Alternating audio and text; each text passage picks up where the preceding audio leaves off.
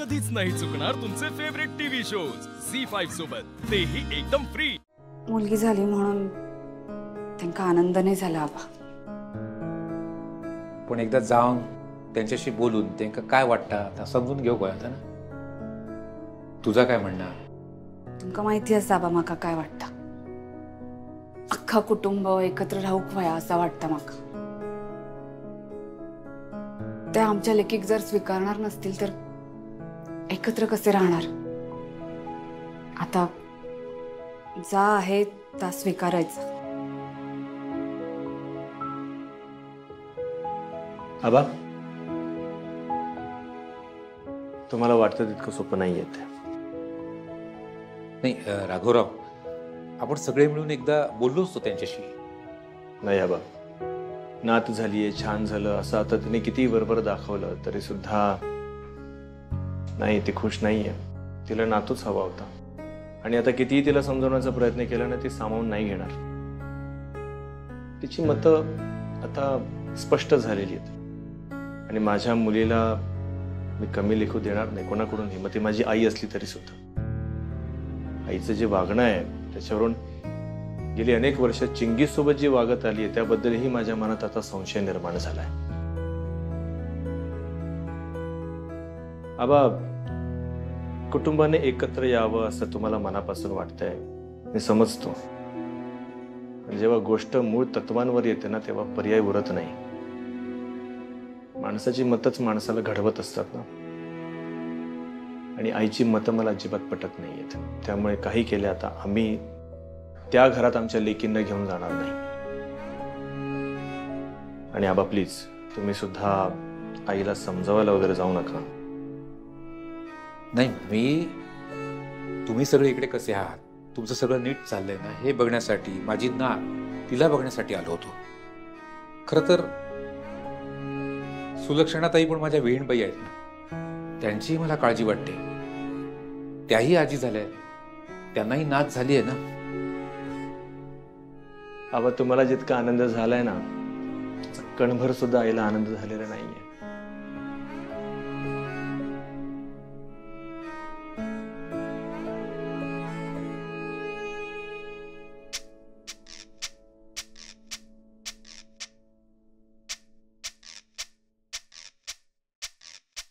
काय ग बाई, एकटीला घर खायला उठतंय।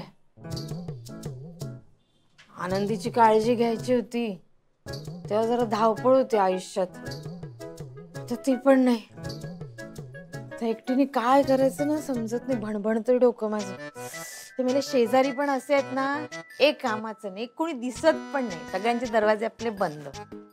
काय करायचं यांचं ना कळत नाही। शेजार धर्म असतो, विचारपूस असते, पण अर्चना काय म्हणतेस ग, कशी आहेस? कुर्ता छान आहे तुझा, कशी आहेस? हा, मी बरी आहे। काकू, आपण नंतर बोलूयात का? आता जरा घाईत आहे मी। असले घाई ग? घाईते वाळलेले कपडे घरी घेऊन चाललीस? हा, त्यात कसली घाई आहे? अहो नाही, श्री येईल ना शाळेतून, मागच्या घरभर मला शोधेल आई आई करत, म्हणून म्हटलं निघते मी। अगं ऐक, माझ्या डोक्यात असा प्लॅन होता की आपण दोघींनीच मिळून अशी डबा पार्टी करूया का? म्हणजे माझ्याकडचं सगळं जेवण, तू फक्त जेवायला ये माझ्यासोबत, येतेस? एकत्र जेवण नाही, आम्ही तिघेच जण घरी ना, मग स्वयंपाक सकाळी बाई करून जाते, मग पुन्हा बनवणार। म्हणजे तुम्हाला काही प्रॉब्लेम आहे का? मी हवं तर आणून देते तुम्हाला जेवण। त्याचं काय, मग शेवटी मी एकटीच जेवणार ना। का? आनंदी आणि राघव भाऊजी कुठे आहेत? कुठे बाहेर गेलेत का? हो, कुठे गेलेत? तुला काय झालं चौकशा? कुठे गेले, काय गेले, कसे गेले? जा, लेक आला असेल ना, जा त्याला जेव खाऊ घाल, जा। बरं, येते मी। मला सांगते कुठे गेले, काय गेले। मग काय करायचं? आम्ही सांगायचं का तुम्हाला काय झालं आमच्या घरी ते?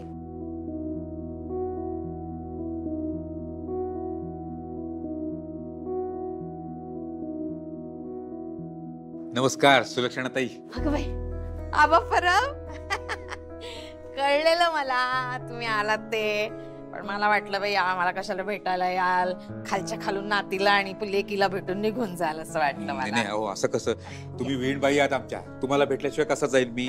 या या या, आता लवकर नाही जाणार, नातीचं बारसं करूनच जाणार आहे.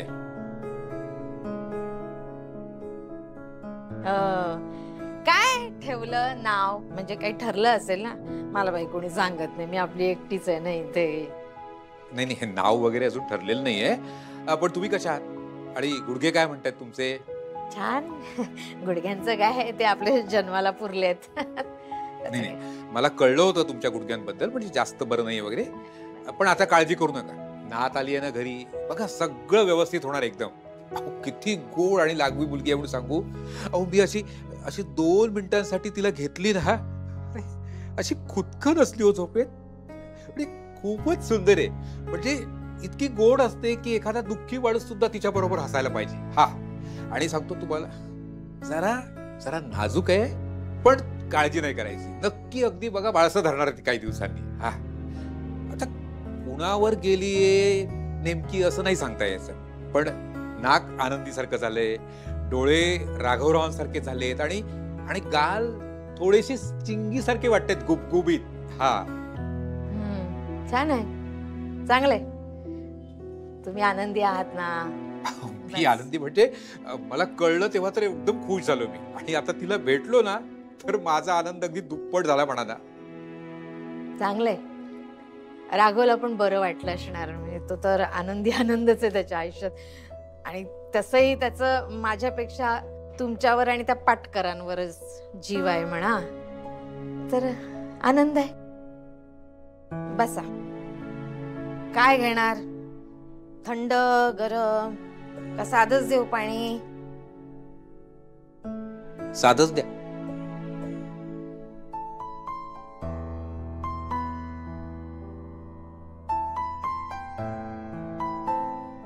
काय झालं? काय म्हणाला सुलक्षणाताई? नीट बोलल्या का? का नातीचा विषय काढल्यानंतर बोलायचंच टाळलं त्यांनी, की मग बोलणंच बंद केलं? बोलल्या चांगल्या, पण म्हणजे नातीविषयी मी जे काही सांगितलं ते नीट ऐकूनही घेतलं त्यांनी. पण नातीला भेटण्यासाठी किंवा तिला बघण्यासाठी फारशी उत्सुकता नाही दाखवली त्यांनी. मला वाटलंच होतं. आणि खरं तर त्यांचा राग राघवरावांवर जास्त आहे असं मला वाटलं. म्हणजे त्यांनी स्वतंत्र वेगळा असा संसार थाटला ना, म्हणून मी त्यांना समजावण्याचा प्रयत्न केला. इकडे राघवराव, आनंदी, त्या दोघांशीही मी बोललो. आनंदीचं म्हणणं आहे, म्हणजे ती तयार आहे, ती म्हणते की आपलं घर, आपलं हे कुटुंब एकत्र राहायला हवं अशी तिची इच्छा आहे. पण राघवराव ऐकत नाही. आणि तिकडे सुलक्षणाताई काही समजून घ्यायच्या मनस्थितीत दिसत नाही. कसं ना ब, हे दोघं मायलेक आहेत ना, ते प्रचंड हट्टी आहेत, दुराग्री आहेत, कुणीही नमतं घेणार नाहीये. आता हे कुटुंब एकत्र आणण्यासाठी आपल्यालाच काहीतरी प्रयत्न करावे लागणार आहेत.